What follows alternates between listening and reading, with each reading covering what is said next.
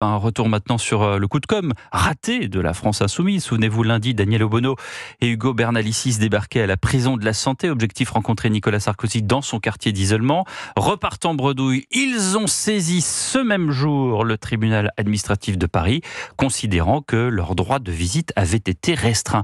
Bonsoir Maëlène Trémollet. Bonsoir Pierre, bonsoir à tous. L'audience a donc eu lieu ce matin. Le tribunal a délibéré il y a un peu plus d'une heure et il donne raison à l'administration pénitentiaire. Oui, alors c'est très technique. Hugo Bernalicis et Daniel Obono réclament du tribunal administratif une obligation pour la prison de la Santé de permettre une visite du quartier d'isolement où est détenu Nicolas Sarkozy avec des journalistes. Pour rappel, lundi, la presse n'avait pas été autorisée à rentrer dans ce fameux quartier.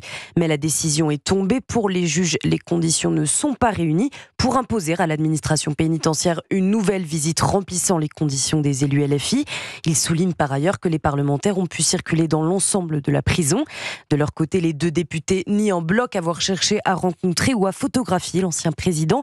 Et ils annoncent par le biais de leurs avocats saisir à nouveau le tribunal pour contester ces restrictions.